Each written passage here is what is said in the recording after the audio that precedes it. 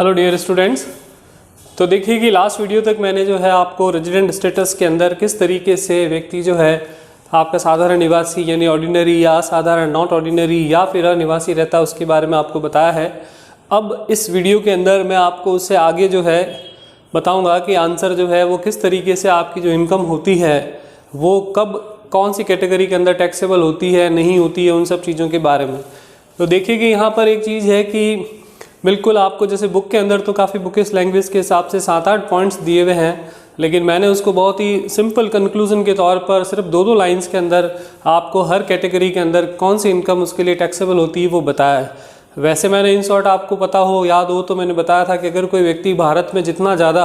निवासी और साधारण निवासी की तरफ बढ़ेगा उतना उसके लिए फ़ायदा नहीं होगा। टैक्स के पॉइंट ऑफ व्यू से उसको इंडिया में ज़्यादा से ज़्यादा टैक्स देना पड़ेगा, और जो व्यक्ति भारत में अगर अनिवासी है तो उसको भारत में टैक्स देने की ज़रूरत नहीं पड़ती। तो यहाँ पर जैसे कि पहली कैटेगरी जो है वो है आपके साधारण निवासी, यानी कि जो व्यक्ति इंडिया में ऑर्डिनरी रेजिडेंट है उसका क्या होगा। तो ऑर्डिनरी रेजिडेंट के लिए है कि विश्व में कहीं भी कमाई और प्राप्त की गई आय भारत में कर योग्य होगी, यानी इनकम अर्न और received in world any side of world any place of world में शॉर्ट में लिखा है मैंने, will be taxable in India. तो देखिए यहाँ मैंने 2 वर्ड्स को जो है वो अंडरलाइन किया है, कमाई गई और प्राप्त की गई, जिसको इंग्लिश में कहेंगे अर्न एंड रिसीव्ड। तो ये एक बहुत ही इंपॉर्टेंट चीज़ है कि अगर कोई इनकम भारत में या तो अर्न हुई है या भारत में रिसीव हुई है, उसके अलावा आपके जो है फर्स्ट कैटेगरी के अंदर जो है विश्व में कहीं भी अर्न हुई है, विश्व में कहीं रिसीव हुई है, इसका मीनिंग क्या होता है तो वो मैं आपको बताता हूँ। तो सबसे पहली बात है कि भारत में कमाई गई हो अगर उसका मतलब ये होता है कि भारत में आप कोई भी काम करें, चाहे जो इनकम के जो हमारे 5 हेड्स होते हैं जो आपको पता होगा, और मे भी शायद अभी तक इसका मौका नहीं मिला तो मैं बता देता हूँ कि कोई भी व्यक्ति जब अपना इनकम टैक्स रिटर्न भरता है तो उसके इनकम के टोटल मिला के 5 हेड्स होते हैं। तो उसकी इनकम के 5 हेड्स होते हैं, जिसमें पहला हेड होता है आपका सैलरी, सेकेंड हेड होता है आपका income from house property, third head होता है आपका इसके अंदर जो है बिजनेस प्रोफेशन, फोर्थ होता है कैपिटल गेन, और आपका फिफ्थ होता है इनकम फ्रॉम अदर सोर्सेज। तो ये 5 हेड्स होते हैं, और इन 5 हेड्स के हिसाब से जो इनकम अगर आपकी होगी वही इनकम आपकी जो है वो बिजनेस की या चाहे बोली हाउस प्रॉपर्टी या जो कैपिटल गेन अदर सोर्सेज या सैलरी है वो इनकम भारत में आपकी क्या मानी जाती है, टैक्सेबल। तो यानी कि भारत में कमाने का मतलब है कि भारत में वो इन 5 हेड में से, जिसको हिंदी में कहते हैं 5 शीर्षक, इसमें से किसी में से भी अगर वो कमाए तो वो भारत में कमाई गई होगी। और इसके साथ साथ मैंने हर पॉइंट के अंदर एक चीज़ साथ साथ पैरेलल चलती है कि कमाई या कमाई गई मानी गई आय जो है वो भी इसके अंदर साथ साथ शामिल होती है, यानी कि या तो अर्न हो या ऑल्सो जो डीम्ड इनकम होती है also include deem to be earn, मतलब कि जो प्राप्त की गई या कमाई गई आय मानी जाए वो भी इसमें शामिल होती है। उसका मतलब ये होता है तो इसीलिए जो दुबई से या विदेश से कोई भी व्यक्ति आता है उसको बड़ा सोच समझकर भारत में रहने का प्लान जो है वो करना पड़ता है। तो विशेष तौर पर आपको ये ध्यान रखना है कि अगर कोई व्यक्ति जिसकी इनकम भारत में टैक्सेबल हो गई या नहीं, उसमें विशेष तौर पर जो वर्ड है 2 वर्ड होते हैं, एक तो कमाना और एक प्राप्त करना। तो देखिए कमाई के लिए मैंने जो है बोर्ड पर अभी पुराना वाला बोर्ड क्लीन कर दिया, उसमें नीचे एक नोट लिखा हुआ था, वो उसकी पिक्चर भी मैं आपको सेंड कर दूंगा। तो उसमें मैंने आपको लिखा है कि कमाया गया या कमाया गया माना गया या अर्न या डीम टू बी अर्न। तो उसका मतलब ये होता है कि ज़रूरी नहीं कि हर इनकम आप कमा लें और वो आपको प्राप्त हो जाए, वो प्राप्त की गई या कमाई गई मानी जा सकती है। जैसे कि मान लीजिए मैंने कुछ एग्जांपल उसमें लिखे हैं, जैसे प्रोविडेंट फंड है, पेंशन है, तो हर महीने आपकी सैलरी में से पैसा कटता है, रिटायरमेंट पर वो आपको पैसे मिलते हैं। तो जब आपकी इनकम लिखी जाती है तो जैसे अपन लोग बोलते हैं जनरली कि भाई हमको जो पैसा मिलता है वो कट कटा कर इतना मिलता है, तो हमारी जो इनकम होती है जो कट कटा कर अपन को मिलती है, तो हम ये कर सकते हैं कि जब भी इनकम टैक्स का रिटर्न हम जब फाइल करेंगे तो हमको ध्यान रखना है कि हमको हमेशा हमारी टोटल इनकम लिखनी है, ना कि काटने के बाद। जैसे मान लीजिए अगर किसी व्यक्ति की सैलरी 50,000 है, उसको कट कटा के 45,000 रुपये मिलते हैं, उसमें इंश्योरेंस का या प्रोविडेंट फंड, पेंशन, ग्रेचुटी जो भी पैसा कटता है तो वो उसमें से माइनस हो जाता है। तो आप जब उसकी इनकम लिखेंगे तो आप उसकी इनकम 45 जो उसको मिली है और 5,000 जो उसकी इनकम मानी जाएगी, डीम्ड इनकम जिसको बोलते हैं, मानी गई आय, तो वो भी जोड़कर, जिसको एक और शब्द में इनकम टैक्स में जाना जाता है उसको बोला जाता है ग्रॉस इनकम। यानी कि जो आपने जितना कमाया है वो आपकी ग्रॉस इनकम होती है और जो मिलता है वो आपकी क्या होती है, नेट इनकम। तो ग्रॉस इनकम को टैक्स के अंदर शामिल करते हैं। तो एक तो ये चीज़ ध्यान रखिए कि भारत में कमाई गई या मानी गई इनकम जो है वो भारत में टैक्सेबल होती है। और दूसरा एक वर्ड है प्राप्त वर्ड, ये भी काफ़ी इंपॉर्टेंट है, जिसको अपन कहते हैं प्राप्त को रिसीव्ड वर्ड के नाम से जानते हैं इंग्लिश में। तो प्राप्त का मतलब यहाँ पर जो होता है वो प्रथम प्राप्ति से होता है। जैसे कि अगर कोई इनकम किसी व्यक्ति को अगर हुई है अमेरिका में और वहाँ पर उसने एक बार अपने बैंक के खाते में जमा करा ली और उसने विड्रॉ नहीं किया और बाद में उसको भारत भेज दिया, लेकिन ये प्राप्ति नहीं मानी जाएगी। प्राप्ति का मतलब सदैव हमेशा जो है वो क्या माना जाएगा, प्रथम प्राप्ति को ही प्राप्ति माना जाएगा। अगर वो ये कह दे कि अभी मुझे अमेरिका में सैलरी नहीं चाहिए, ये मेरे इंडिया में बैंक अकाउंट है, सीधा आप उसमें ट्रांसफ़र करो, और आजकल ऑनलाइन का ज़माना है, ये कोई बड़ी समस्या नहीं है। आप कहीं से भी अपना पैसा डायरेक्ट अपने एम्प्लॉयर को कह सकते हो कि मैं ये पैसा अमेरिका में प्राप्त नहीं करूँगा, मुझे सीधा ये इंडिया के मेरे अकाउंट में ट्रांसफ़र कर दिया जाए। तो अगर ऐसा होता है कि आपने अमेरिका में उसको रिसीव किया ही नहीं और सीधा आपने इंडिया के बैंक अकाउंट में भेज दिया, यहीं पर प्राप्त किया, तो इसको प्राप्त किया गया माना जाता है, बजाय कि एक बार प्राप्त करने के बाद भेजना जो है वो उसमें कोई मैटर नहीं करता है। तो सबसे ज़्यादा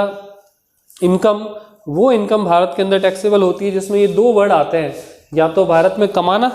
और या फिर भारत में प्राप्त करना, यानी कि अर्न इन इंडिया और रिसीव इन इंडिया। तो फर्स्ट कैटेगरी जो मैंने कल आपको इसमें जो वीडियो में स्टार्टिंग में जो लिखा है कि जो इनकम जो होती है, अगर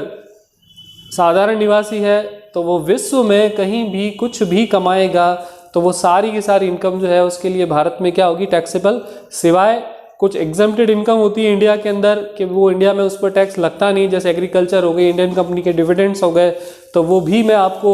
नोट्स जो है वो भेज दूंगा या समझा दूंगा कि कौन कौन सी चीज़ें ऐसी होती है जिस पर हमको टैक्स देना ही नहीं पड़ता। तो वो सारी कैटेगरी को छोड़कर बाकी सारी इनकम पर उसको टैक्स देना पड़ेगा। फिर सेकंड कैटेगरी होती है अपनी असाधारण निवासी। तो असाधारण निवासी के लिए सिर्फ भारत में अगर वो कमाता है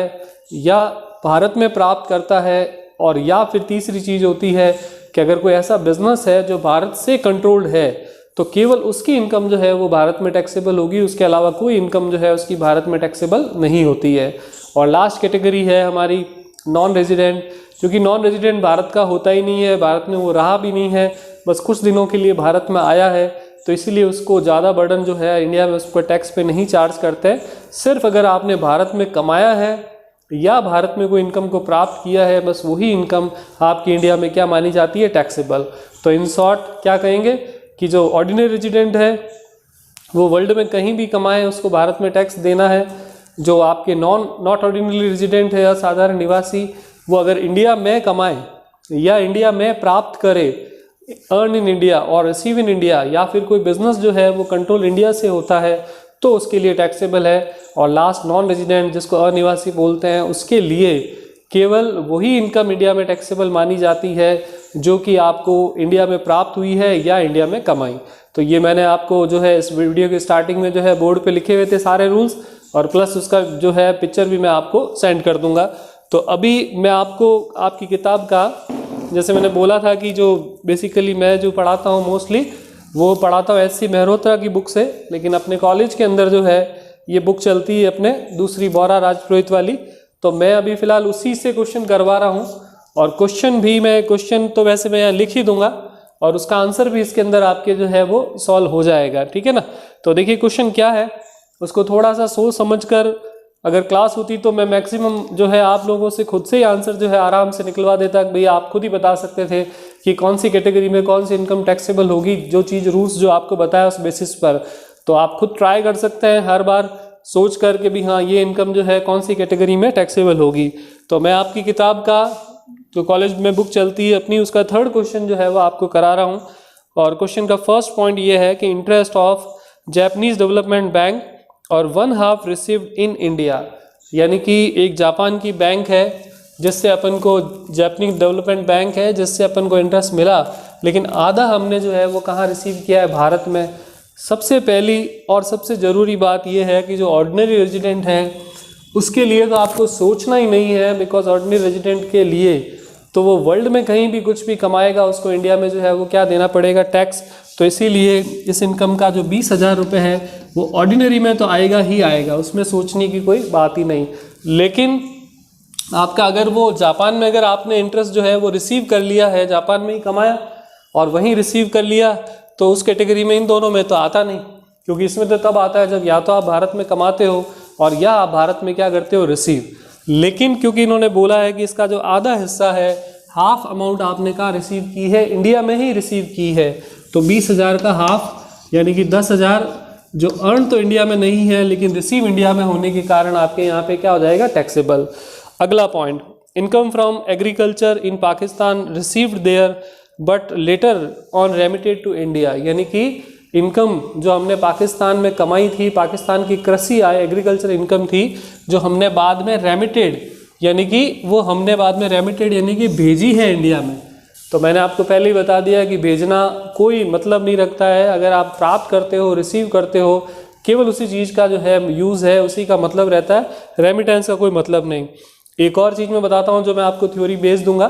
कि भाई जो इंडिया की जो एग्रीकल्चर इनकम होती है वो इंडिया में पूरी तरह से एग्जाम्प्टेड है, यानी कि भारतीय कृषि की आय जो होती है, हमारे एग्रीकल्चर में जो लोग लगे हैं वो जो कमाते हैं उस पर टैक्स नहीं लगता है। उसके भी कई सारे रूल्स होते हैं, पर ऊपर से ये कह सकते हैं कि उनकी इनकम टैक्सेबल नहीं होती, क्योंकि मोस्टली उनका जो नेट प्रॉफिट होता है वो टैक्सेबल लिमिट से कम ही होता है और उस वजह से गवर्नमेंट में वो टैक्स देने की रिक्वायरमेंट उनकी रहती नहीं। लेकिन ये एग्रीकल्चर इनकम इंडिया की है ही नहीं, ये है पाकिस्तान की, तो उस पर ये छूट आपको प्राप्त नहीं होगी। यानी कि जो छूट इंडिया में होती है, जैसे इंडियन कंपनी का डिविडेंड है, पोस्ट ऑफिस का जो है इंटरेस्ट है, एग्रीकल्चर की इनकम है, लेकिन वो इनकम अगर भारत के बाहर कहीं से आपको प्राप्त होगी तो उस पर आपको वो एग्जेम्पशन, उस पर आपको वो छूट नहीं मिलती है।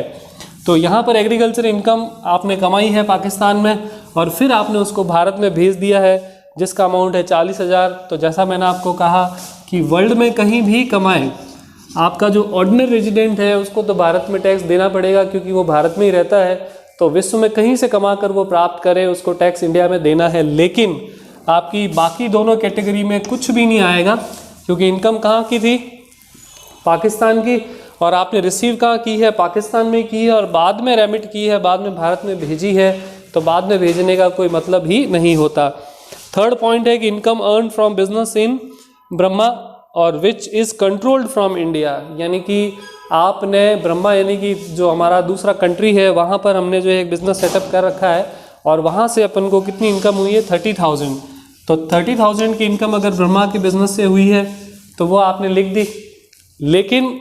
इस और इस कैटेगरी में तब आता है जब ये इसमें अचीव करे, तो क्योंकि ये आउटसाइड द इंडिया का बिजनेस है, तो भारत में ना तो ये कमाई है ना भारत में प्राप्त की है, लेकिन ये भारत से कंट्रोल जरूर है। तो आपको मैंने अभी जो थ्योरी में स्टार्टिंग में जो बोर्ड पे लिखा था कि जो इस और इस कैटेगरी के अंदर जो डिफरेंस है आपके नॉट ऑर्डिनरी और नॉन रेजिडेंट में, उसमें सिर्फ इतना सा डिफरेंस है। दोनों के अंदर इंडिया में अर्न, इंडिया में रिसीव तो आता ही आता है, लेकिन नॉट ऑर्डिनरी के अंदर यानी असाधारण निवासी में एक चीज़ एक्स्ट्रा आती है कि जो बिजनेस इंडिया से कंट्रोल होता है वो भी असाधारण निवासी को भारत में क्या करना पड़ता है, टैक्स। भारत से कंट्रोल का मतलब होता है कि उसकी जो नीतियाँ बनती है, उसकी जो मीटिंग होती है, उसकी जो डिसीजन होते हैं वो इंडिया से होते हैं। तो बिजनेस तो आपका ब्रह्मा में है लेकिन कंट्रोल वो इंडिया से हो रहा है, तो आपको ये नॉट ऑर्डिनरी रेजिडेंट में भी क्या होगा, टैक्सेबल। तो ये आपको ध्यान रखना है, स्पेशली ये पॉइंट इसमें एक ज़्यादा है, बाकी तो दोनों के इनके नॉन रेजिडेंट और नॉट ऑर्डिनरी के पॉइंट आपके क्या रहते हैं, सिमिलर। उसके बाद है कि डिविडेंड पेड इनमें बाय एन इंडियन कंपनी और which is received outside India. तो पहली बात तो ये है कि इंडियन कंपनी का जो डिविडेंड है वो वैसे ही एग्जाम्प्ट है,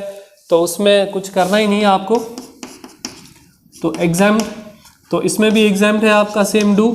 और इसमें भी एग्जाम्प्ट है। तो मतलब इंडियन कंपनी का जो डिविडेंड है उसके ऊपर डिविडेंड देने से पहले भारतीय कंपनी खुद जो है उसके ऊपर टैक्स भर देती है, कॉर्पोरेट टैक्स, तो इसलिए फिर आपको डिविडेंड देने की जरूरत नहीं है। तो ये कौन कौन सी ऐसी इनकम है, कुछ तो मैं आपको एक बार क्वेश्चन में आएगा तब बता दूंगा, और एक बार मैं आपको इसकी लिस्ट भेज दूंगा कि ये आइटम्स जो है वो आपके एग्जाम्प्ट होते हैं।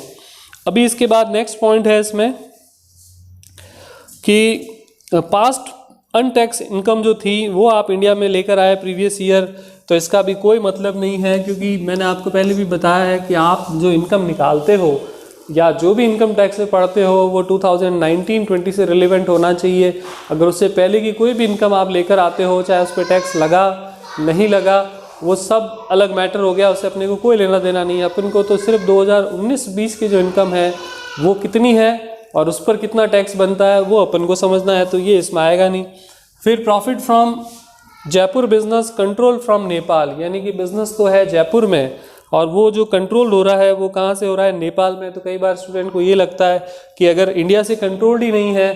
तो इसका मतलब कि आपकी जो बाकी दोनों कैटेगरी, क्योंकि फर्स्ट में तो सोचना ही नहीं है, फर्स्ट के अंदर तो सिर्फ और सिर्फ जो एग्जेम्प्टेड इनकम है बस वो नहीं आती है, बाकी तो हर इनकम ऑर्डिनरी रेजिडेंट यानी कि वर्ल्ड में कहीं भी कमाए उसको इंडिया में टैक्स देना ही पड़ता है। तो इस कैटेगरी के अंदर ये डेफिनेटली आएगी ही आएगी। तो कई बार स्टूडेंट को ये लगता है कि नहीं, जैसे अगर वो इंडिया से कंट्रोल्ड ही नहीं है तो वो फिर सेकंड और थर्ड में नहीं आएगा, लेकिन ये प्रॉफिट जो कमाया इन्होंने जयपुर बिजनेस से कमाया, और जयपुर कहाँ पर है, भारत में। तो ये ज़रूरी नहीं है कि अर्न इन इंडिया और रिसीव इन इंडिया जो है उसमें इंडिया वर्ड लिखा हो, जयपुर, जोधपुर, कुछ भी नाम लिखा हो, दैट मीन्स कि वो सिचुएटेड, यानी वो अगर स्थित भारत में है तो फिर इसका मतलब कि वो भारत के हिसाब से उसमें शामिल हो रहा है। तो जयपुर इंडिया क्या पार्ट है, और जयपुर में अगर कोई बिजनेस है उससे अगर आप कमा रहे हो तो दोनों में से एक चीज़ तो हो गई कि कमाया आपने भारत में है, प्राप्त अगर भले आप कहीं से करो, कंट्रोल आप कहीं से करो, भारत में उस पर टैक्स देना पड़ेगा। तो इसमें और इस कैटेगरी में भी आएगा। तो इनिशियली एक दो क्वेश्चंस में ये चीज़ें क्लियर होगी आपको कि भाई कौन सी कैटेगरी में क्या आता है, क्या सिचुएशन बनती है। तो क्वेश्चन बाय क्वेश्चन वो चीज़ें अपने आप ही आपको धीरे धीरे जो है वो क्लियर होती चली जाएगी। उसके बाद अगला पॉइंट है इसमें कि profit on sale of building at Indore but received in Sri Lanka. तो ये बिल्कुल सिमिलर पॉइंट हो गया कि भाई इंडिया में इंदौर में आपने कोई बिल्डिंग को बेचा और उससे आपको प्रॉफिट हुआ